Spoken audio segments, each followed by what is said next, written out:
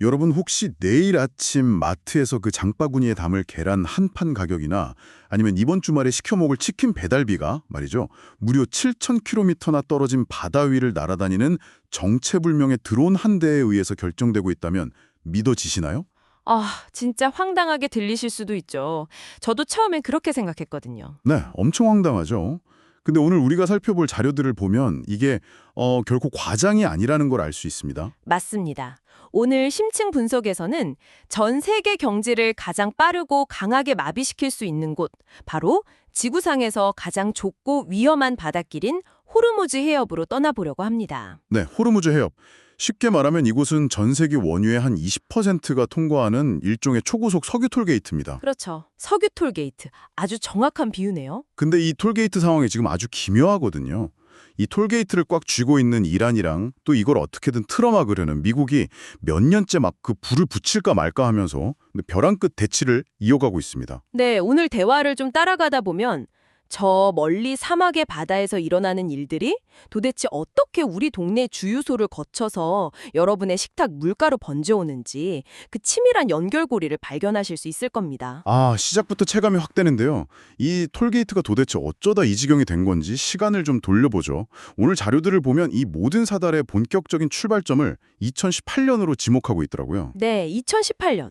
바로 당시 미국의 트럼프 행정부가 오바마 정부 시절 맺었던 이란 핵합의에서 전격적으로 탈퇴해버린 사건이죠. 저는 여기서 약간 헷갈리는 부분이 있었거든요. 아니, 미국 입장에서는 이란이 핵을 개발하는 걸 막기 위해서라도 그 합의를 계속 유지하는 게 더 유리하지 않았을까요? 얼핏 보면 그렇게 생각하기 쉽죠. 네, 왜 굳이 막 스스로 판을 깨고 나와서 긁어 부스럼을 만든 건지 당시 미국의 셈법이 참 궁금하더라고요. 그 부분을 이해하려면 당시 미국의 정치적 판단을 좀 살펴봐야 하는데요. 미국 내 강경파들이나 당시 행정부의 시각에서는 이 기존의 핵 합의가 너무 구멍이 많은 계약이었습니다. 구멍이 많다. 어떤 점이요? 합의 내용에 따르면 이제 일정 기간이 지나면 이란에 대한 제재가 자동으로 풀리는 조항들이 있었거든요. 그리고 무엇보다 이란의 탄도미사일 개발이나 그 중동 내 친이란 무장 세력에 대한 자금 지원 같은 문제는 전혀 건드리지 못하고 있었어요. 그러니까 약간 반쪽짜리 합의였다고 본 거군요. 그렇죠. 미국은 핵 개발만 잠깐 미뤄졌을 뿐이지 제재가 풀려서 이란 경제력이 회복되면 결국 이란이 중동 전체를 위협할 거라고 본 겁니다. 그래서 그냥 아예 판을 엎어버린 거네요. 네, 판을 엎고 무관용 경제 제재를 가해서 이란의 숨통을 완벽히 조이겠다. 그래서 백희 투항을 받아내겠다는 그 최대 압박, 맥시멈 프레셔 전략을 선택한 거죠. 단순히 막 그냥 마음에 안 들어서 깬 게 아니라 나름의 고도의 전략이었네요. 하지만 이란의 반응은 완전히 달랐을 거잖아요. 자신들은 합의문대로 막 핵시설 사찰도 받고 있었는데 갑자기 뒤통수를 맞은 격이니까요. 완전 뒤통수죠. 이란 입장은 정확히 그거였습니다. 국가 대 국가로 서명한 작속을 미국이 일방적으로 휴지 조각으로 만들었다고 엄청나게 반발했습니다. 진짜 억울했겠네요. 게다가 재개된 미국의 경제 제재가 전례 없이 가혹했거든요. 이란의 주력 수출품인 원유를 다른 나라가 아예 사지 못하게 막아버렸으니까요. 와, 돈줄을 그냥 끊어버린 거네요. 맞습니다. 경제가 말 그대로 절벽으로 내몰린 거죠. 생존의 위협을 느낀 이란은 이제 우리가 경제적으로 고립된다면 이 바다를 지나는 다른 나라 경제도 무사하지 못할 거다. 이런 식의 물리적 행동에 돌입하기 시작합니다. 같이 죽자 이런 마인드로요? 네, 그 무대가 바로 아까 말씀하신 호르무즈 해협이 된 겁니다. 이제 좀 퍼즐이 맞춰지네요. 그래서 2019년부터 이 좁은 바다에서 본격적으로 연기가 피어오르기 시작한 거군요. 네, 당시 호르무즈 해협 근처 지나던 그 민간 유조선들이 정체불명의 기뢰 공격을 받거나 납포되는 사건들이 막 연달아 떠졌죠. 미국은 즉각 배후로 이란을 지목했고 이란은 증거대라 하면서 막 부인하는 신경전이 이어졌잖아요. 근데 이 와중에 진짜 엄청 충격적인 사건이 하나 터지더라고요. 그 무인 정찰기 격추 사건 말씀하시는 거죠. 네, 맞아요. 이란이 미국의 고고도 무인 정찰기를 대공 미사일로 그냥 격추해버린 거. 자료 보니까 이 정찰기 가격이 무려 그 웬만한 강남 아파트 단지 하나를 통째로 살 수 있는 천문학적인 금액이던데요. 와, 비유가 확 와닿네요. 진짜 아파트 단지 하나가 날아간 겁니다. 자, 이 부분을 좀 파헤쳐보죠. 저는 이란이 너무 무모했다는 생각이 들었거든요. 미국을 상대로 그것도 그렇게 비싼 핵심 자산을 날려버리면 당연히 엄청난 보복이 날아올 텐데 이란은 도대체 무슨 배짱이었을까요? 겉보기에는 그냥 우발적으로 욱해서 한 것 같지만 군사 전문가들 자료를 종합해보면 이건 고도로 계산된 지정학적 메시지였습니다. 아, 다 계산된 도발이었다고요? 미터 이상의 상공을 나는 최첨단 자산이거든요.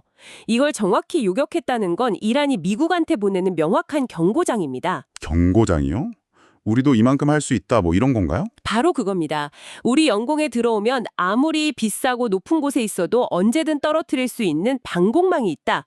즉 우리 코너로 몰면 미국 니네도 피 좀 흘릴 각오해라 이런 실력 행사를 한 거죠. 와, 잃을 게 없는 자의 가장 강력한 시위였네요.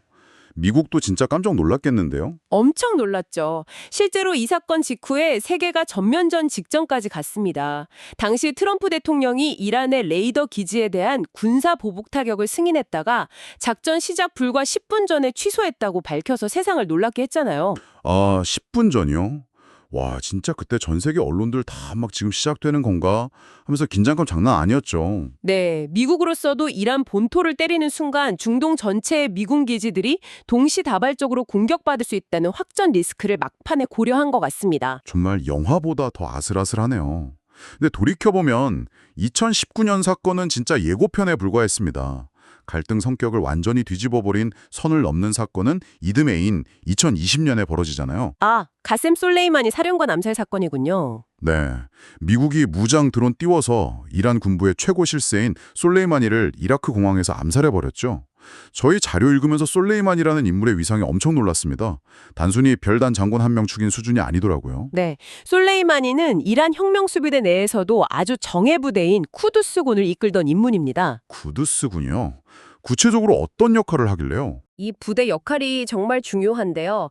이들은 이란 국경 밖에서 작전을 수행하면서 이라크, 시리아, 레바논 같은 곳에 퍼져 있는 친이란 무장 세력들, 흔히 말하는 저항의 축을 자금으로 지원하고 훈련시키는 역할을 합니다. 아, 밖에서 세력을 키우는 거군요. 네, 그들을 거대한 반미, 반이스라엘 연합 네트워크로 조직해낸 핵심이 바로 쿠두스군이고 솔레이마니는 이 네트워크의 설계자이자 총사령관이었습니다. 와, 자료에 나온 비유가 딱 맞네요. 단순한 부장급 임원이 아니라 이란의 중동 지배력이라는 다국적 기업을 일궈낸 공동 창업자급 인물이었다는 거예요. 맞습니다. 미국 입장에서는 자기들을 괴롭히는 중동 전역의 대리전 네트워크, 그 뇌관을 직접 잘라낸 거죠. 근데 반대로 이란 입장에서는 국가의 심장부를 직격당한 거잖아요. 가만히 있을 수 없었겠죠. 당연하죠. 이란은 즉각 이라크에 있는 미군 기지를 이용해서 탄도미사일 10수발을 쏟아붓는 걸로 응수했습니다. 세상에, 미군 기지에 직접 미사일을 쏜 거면 그건 진짜 전쟁하자는 거 아닌가요? 맞아요. 국제 정치에서 정규군이 상대방 군사기지에 탄도미사일을 직접 쏘는 건 엄청난 확전을 의미하거든요. 근데 이란은 우리 영웅을 건드리면 미국 기지도 안전하지 않다는 걸 보여줘야만 내부 결속을 다질 수 있었던 거죠. 아, 그때 뉴스 속보 떴을 때 기억나요. 이라크 미군 기지에 미사일 떨어졌다고 하니까 전 세계 증시 막 출렁이고 국제유가 엄청나게 올랐잖아요. 네, 그때 사람들이 처음으로 실감했을 겁니다.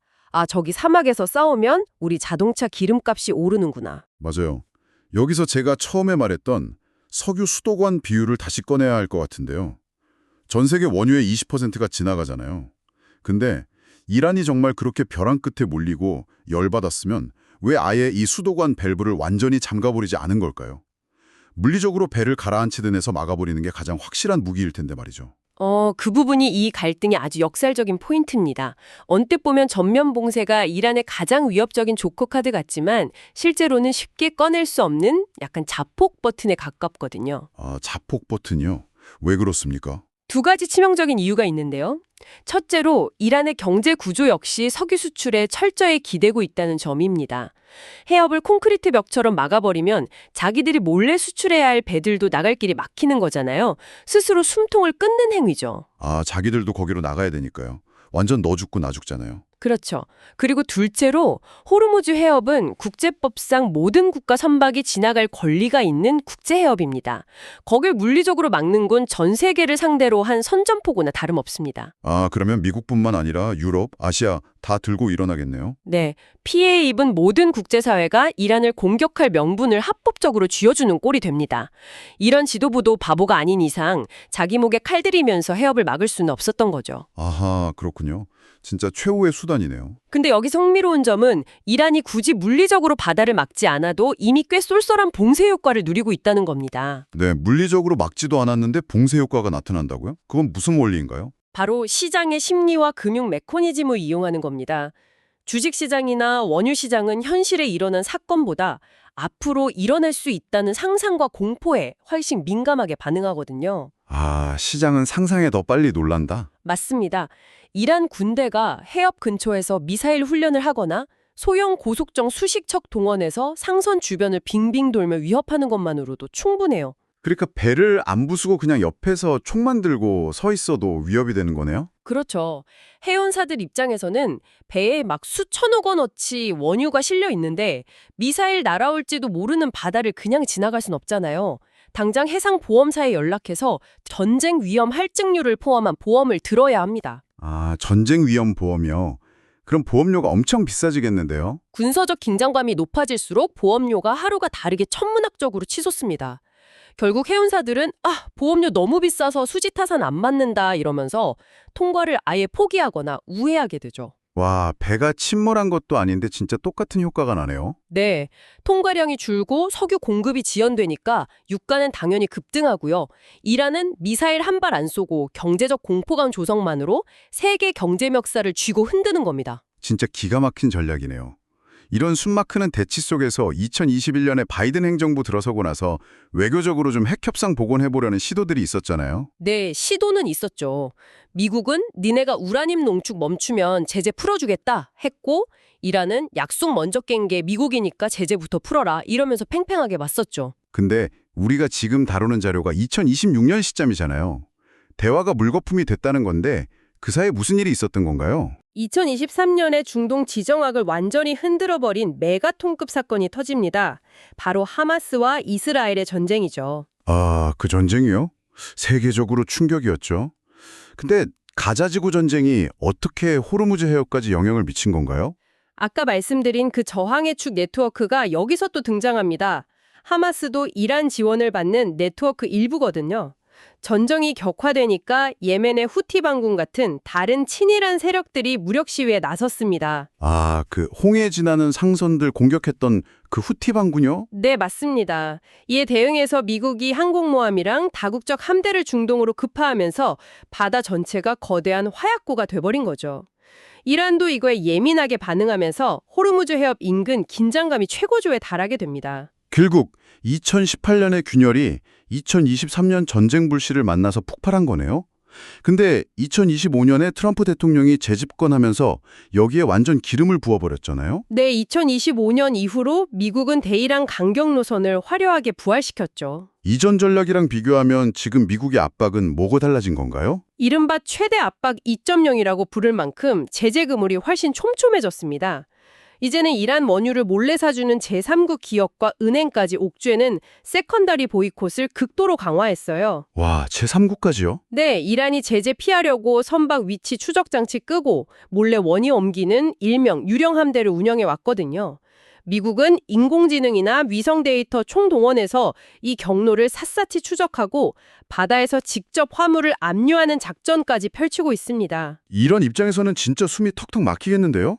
돈줄도 묶이고 바닷길도 막히니까 당연히 2026년 지금 호르무즈 해협에 역대급 전운이 감도는 거군요. 축함들, 이란 무장 고속정들, 그 사이 눈치 보는 민간 유조선들이 좁은 해협에 막 뒤엉켜 있죠. 해운사들은 아예 아프리카 희망봉으로 수천 킬로미터 우회하고 있고요. 물류 시간 길어지고 유가는 널뛰게 하고. 자, 그럼 이쯤에서 우리가 반드시 짚고 넘어가야 할 얘기를 해보죠. 자료를 보다 보면 이런 질문이 생기잖아요.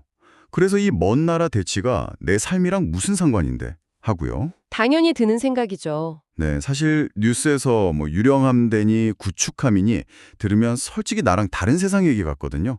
근데 아까 말했던 그 나비 효과, 그게 어떻게 우리 지갑을 터는지 경로를 따라가 볼 필요가 있습니다. 우리는 보통 중동 뉴스 보면 아이고 또 싸우네 하고 채널 돌리지만 그 뉴스가 내일 마트 계란값이랑 배달비 예고편인 셈이잖아요. 정확합니다. 그 연결고리가 생각보다 훨씬 짧고 일상 깊숙이 들어와 있어요. 특히 한국에 사신다면 이건 절대 강 건너 불구경이 아닙니다. 원유 수입 의존도 때문인가요? 네, 한국은 원유 수요 100%를 수입하는데 그중에서도 호르무즈 해협 거쳐오는 중동산 원유 비중이 70%를 훌쩍 넘거든요. 아, 우리 경제 혈액인 석유의 70%가 그 위험한 톨게이트를 무조건 지나야 한다는 거네요? 맞습니다. 해협 진장으로 유가가 1달러 오를 때마다 한국 경제가 부담하는 비용이 수조 원 단위로 뜁니다. 이게 결국 소비자한테 오거든요. 어떻게 넘어오는 건가요? 기름값 오르면 당장 화물차들 경유값이 오르니까 물류비가 뛰죠. 택배비, 배달 오토바이 유류비도 오르고요. 아, 그래서 배달 음식 가격이 올라가는 거군요. 패치 아닙니다. 한국은 화력 발전 비중이 커서 발전 단가 치솟으면 전기요금도 올라갑니다.